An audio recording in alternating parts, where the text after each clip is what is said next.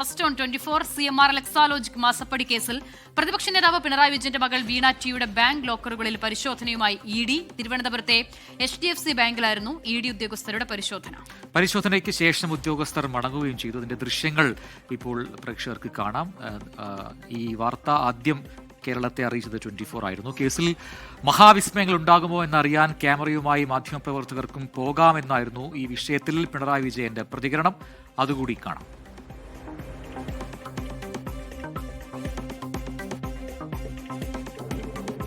അതിനെന്താ, അത് അന്വേഷണം നേരത്തെ തുടങ്ങുന്നതല്ലേ? അവർ വീട്ടിൽ വന്നിട്ടില്ലേ?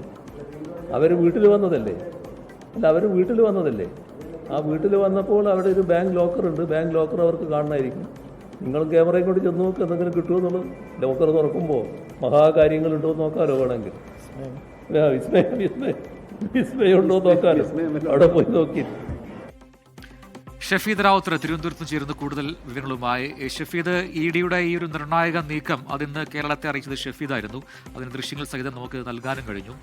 എന്താണ് ഇഡിയുടെ ഈ നീക്കത്തിൽ മനസ്സിലാക്കാൻ കഴിയുന്ന കാര്യങ്ങൾ? ഈ ബാങ്ക് ഈ അക്കൗണ്ട് അത് പരിശോധിക്കാനുള്ള ഇപ്പോഴത്തെ സാഹചര്യം അതെന്തായിരുന്നു? ഒപ്പം തന്നെ ആ ചോദ്യം ചെയ്യലുമായി ബന്ധപ്പെട്ടൊക്കെ ലഭിച്ച വിവരങ്ങളുടെ അടിസ്ഥാനത്തിലാണോ ഇപ്പോഴത്തെ ഇഡി നീക്കം? പ്രതിൻ, കഴിഞ്ഞ ദിവസമാണ് വീണ വിജയനെ കൊച്ചിയിലെ ഓഫീസിൽ 9 മണിക്കൂറോളം സമയം ഇഡി ചോദ്യം ചെയ്തത്. മാത്രവുമല്ല, പിന്നീട് അത് ഈ എഴുതി നൽകിയ ചോദ്യങ്ങൾക്ക് എഴുതി നൽകിയ മറുപടികളാണ് വീണ നൽകിയത്.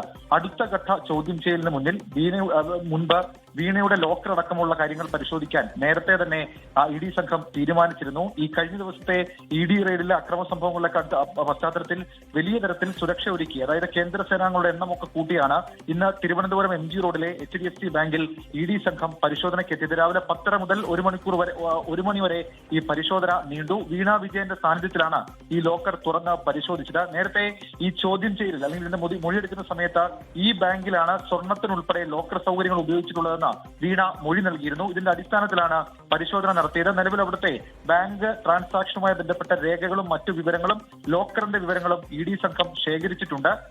ഇതിന്റെ അടിസ്ഥാനത്തിൽ ഇക്കാര്യങ്ങൾ വിശദമായി പരിശോധിക്കും. അതിനുശേഷമായിരിക്കും അടുത്ത ഘട്ട ചോദ്യം ചെയ്യലിനായി വീണ വിജയനെ വിളിപ്പിക്കുക. അടുത്ത ഘട്ട ചോദ്യം ചെയ്യലിൽ SFIO നൽകാനുള്ള അനുബന്ധ രേഖകൾ അതുകൂടി വാങ്ങി പരിശോധിച്ച ശേഷമായിരിക്കും ചോദ്യം ചെയ്യൽ നടക്കുക. അതുകൊണ്ട് തന്നെ ആ ചോദ്യം ചെയ്യൽ വളരെ നിർണായകമായി മാറും എന്നുള്ള സൂചനകൾ ഇഡി അന്വേഷണ സംഘത്തിന്റെ ഭാഗത്ത് നിന്ന് വരികയും ചെയ്യുന്നുണ്ട്. പ്രജിൻ, ശരി. ഷഫീദ് റാവുത്തറാണ് വിശദാംശങ്ങൾ നൽകിയത് തിരുവനന്തപുരത്ത് നിന്ന്.